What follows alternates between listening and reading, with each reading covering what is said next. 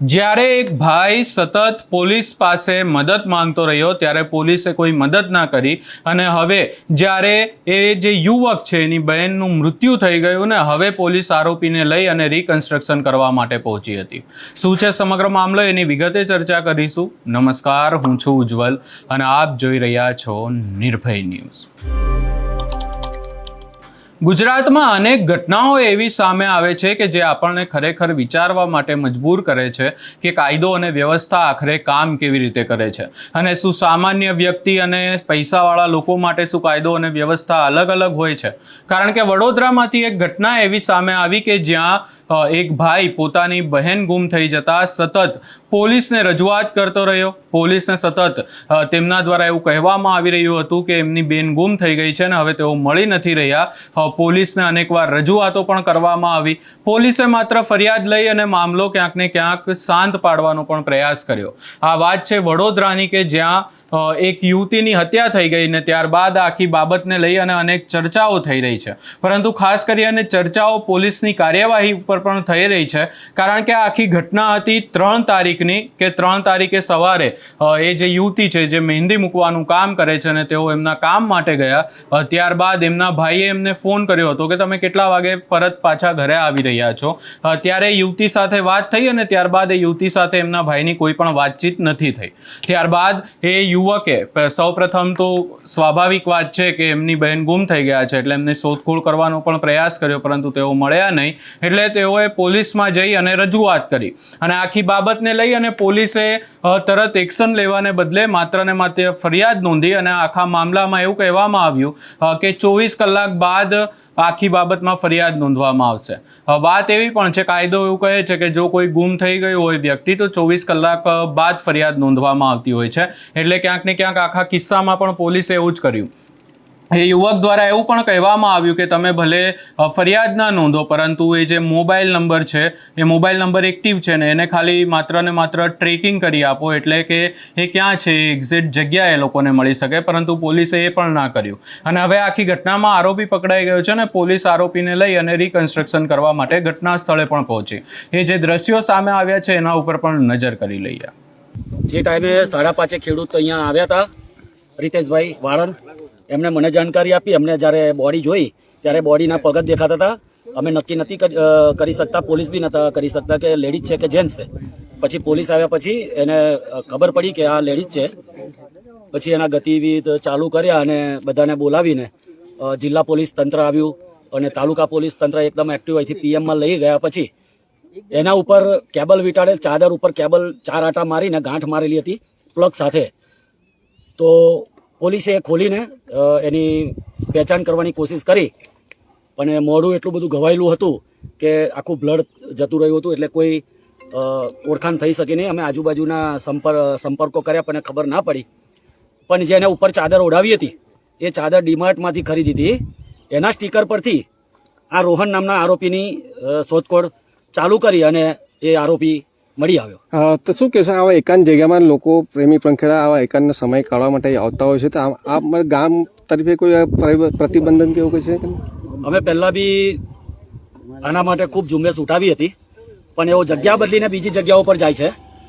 આજે આપણે રિકન્સ્ટ્રક્શન કરવા આવ્યા એના 15 મિનિટ પહેલા જ એક કપલ આવીને અહીંયાથી ભાગી ગયું।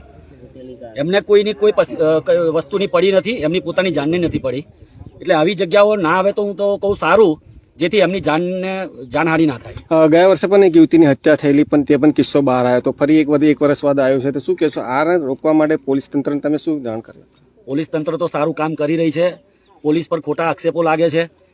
લોકો અહીંયા આવીને બેસે અંધારામાં લાભ લેવા માટે। એનો અમે તે દિવસે જ્યારે બોડી મળી અમે 4 વાગ્યા સુધી અહીંયા જાગ્યા, પોલીસ તંત્ર આખું અહીં 4 વાગ્યા સુધી રહ્યું। પોલીસે શોધખોળ ચાલુ કરી ત્યારે આ સફળતા મળી છે। એમને તો ઘેર જઈને ઉઠીને બોલવાનું છે કે પોલીસ કશું કરતી નથી। પોલીસ તો ખૂબ કાળજી લઈને અહીં ધ્યાન રાખીને આરોપીને 24 કલાકમાં શોધી કાઢ્યો છે। તો હવે આવો બનાવ બન્યો છે, હવે તમારા ગામ લોકો થકી હવે કઈ સજાગ રહેશો, કે તકેદારી પગલાં લેશો? અમે આ જગ્યા પર નવા છે।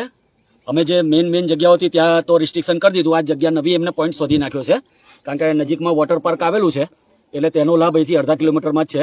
એનો લાભ લઈને અહીં આવે છે, પણ હવે નવી ઝુંબેશ અમે ચાલુ કરવા જઈ રહ્યા છે।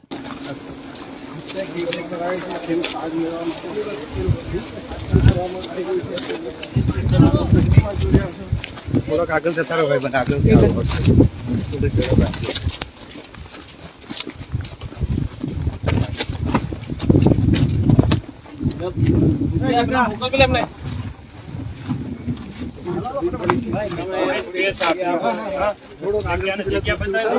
વિડીયો આવે, થોડોક દૂરથી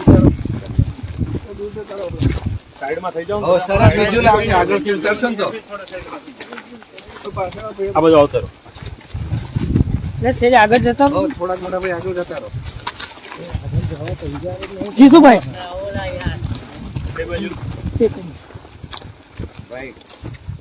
આગળ જતા રહો સાઈડમાં આ બાજુ રોહણ વણકર જ્યાં ટી પોસ્ટ પર નોકરી કરતો ત્યાં દિવ્યા પરમાર નામની તે આ પોલીસ અધિકારીને તે ઇશારાથી બતાવી રહ્યો છે. આપ જોઈ શકો છો કે જે દિવસે યુવતીની લાશ મળી હતી તે દિવસે હત્યારો અહીં આવ્યો હતો યુવતી સાથે, એવું તેનું કહેવું છે. ડીમાર્ટનું બારકોડ લાગેલો હતો, જો કે એકદમ જ નવો લાગતો હતો.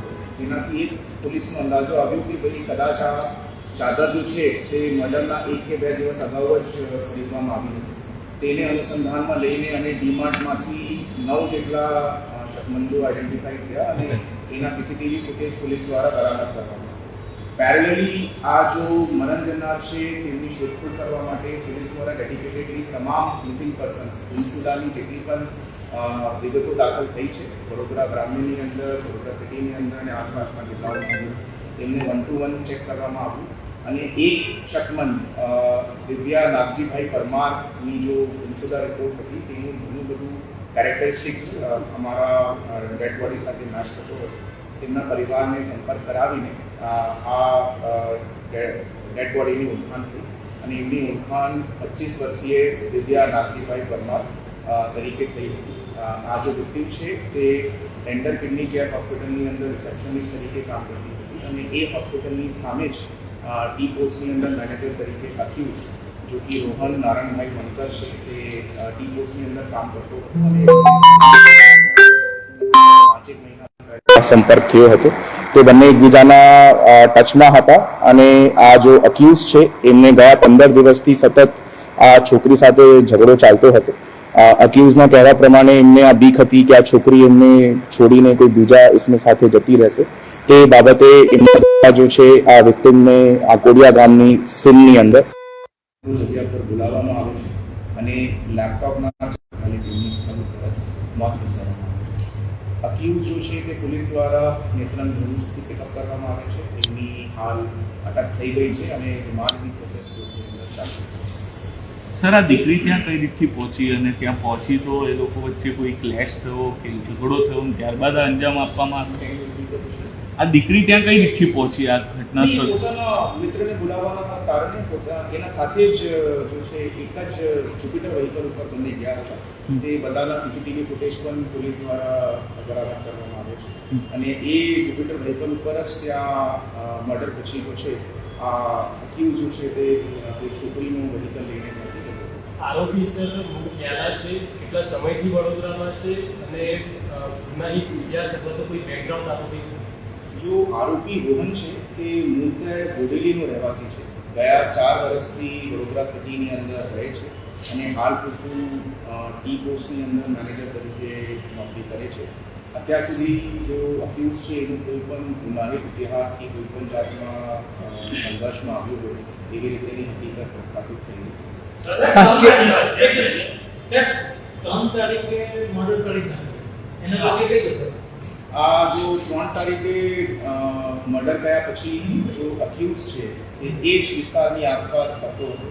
તે વડોદરાથી ડબોડી વડોદરા આ આખા વિસ્તારની અંદર કરતો હતો. એમનો જો ફોન છે તે ફોન ચાલુ બંધ પરિસ્થિતિની અંદર હતો અને પોલીસની ઇન્ટરોગેશન દરમિયાન એવી રીતેની પ્રસ્થાપિત થાય છે કે એમના પરિવારની અંદર કોઈ રિલેટિવનું લગ્ન હતું કે લગ્ન માટે ત્યાં જવા માટે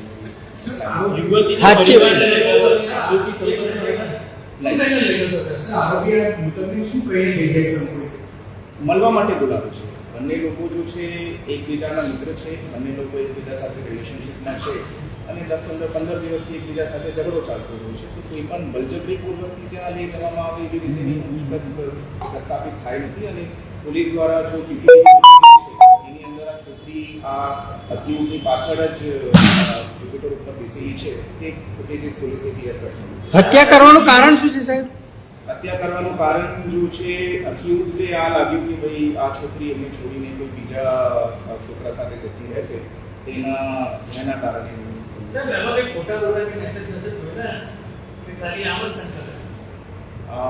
અત્યારે જો છે જો ફોન છે તે ફોન પોલીસ દ્વારા છોકરીનો બરામદ કરવામાં બાકી છે. અત્યારે અમે ફોન મળશે તો અમે એમની ખાતરી કરી શકશું કે સર આ કેટલા દિવસથી આ પ્લાન કરતો હતો અને કેવી રીતે આ આખી ઘટનાને ત્યાં સુધી લઈ ગયો? આખું પ્લાન મર્ડર હતો? It is a very well plan murder. ગયા 4-5 દિવસથી એમની મર્ડર કરવાની ઈચ્છા હતી. એવી રીતે એમને જો છે પોતાની પૂછપરછ દરમિયાન જણાવ્યું છે. એક થેલીની અંદર આ ચદ્દર પોતાના સાથે રાખતો હતો. એ ચદ્દર લઈને ગયો હતો અને એની સાથે આ જો લેપટોપનું કોર્ડ છે એ કોર્ડ પર પોતાના સાથે જ હવે આખા કેસમાં વાત એ પણ કરવી જરૂરી છે કે ખાસ કરી અને જ્યારે આવી ઘટનાઓ થતી હોય છે ત્યારે આપણે ખરેખર કાયદો અને વ્યવસ્થા ઉપર આપણને વિચારવા માટે મજબૂર કરે છે કે શું કાયદો અને વ્યવસ્થા એવું કહે છે કે તમે કાયદા પ્રમાણે ચાલો અને ભલે કોઈની પણ મૃત્યુ થઈ જાય કે હત્યા કરી દેવામાં આવે કે કોઈ પણ એની સાથે અનબનાવ બની જાય. આજે આખી વડોદરામાંથી ઘટના આવી એ ક્યાંક ને ક્યાંક આપણને એ જ વિચારવા માટે મજબૂર કરે છે કે આપણો કાયદો અને વ્યવસ્થા કેવી રીતે કામ કરે છે. આ આખો બનાવ જે વડોદરામાંથી સામે આવ્યો છે એને ખરેખર અનેક સવાલો ઊભા કર્યા છે અને ખાસ કરીને યુવક દ્વારા પણ એ જ કહેવામાં આવ્યું છે કે હું સતત પોલીસને રજૂઆત કરતો રહ્યો પરંતુ પોલીસે એક વાત પણ ન સાંભળી અને આખરે એ જે એમની બહેન છે એમનો મૃતદેહ મળી આવ્યો. આજે આખો કિસ્સો વડોદરામાંથી સામે આવ્યો છે અને ખાસ કરી અને હવે પોલીસ આ આખી બાબતમાં કાર્યવાહી કરે છે. જ્યારે કાર્યવાહી કરવાની હતી, કાર્યવાહી બતાવવાની હતી ત્યારે કાર્યવાહી કોઈ કરવામાં ના આવીને હવે આરોપીને લઈ અને પોલીસ રિકન્સ્ટ્રક્શન કરવા માટે પહોંચી ગઈ હતી. પરંતુ ક્યાંક ને ક્યાંક આ આખી બાબતને લઈ અને હવે આ જે આખો મામલો સામે આવ્યો છે એમાં પોલીસની ભૂમિકા ઉપર પણ અનેક સવાલો છે. સમગ્ર બાબતે તમારો શું અભિપ્રાય છે એ અમને કમેન્ટ કરી જરૂર જણાવશો ને અમારી ચેનલ નિર્ભય ન્યૂઝને લાઇક, શેર, સબસ્ક્રાઇબ કરવાનું ભૂલશો નહીં.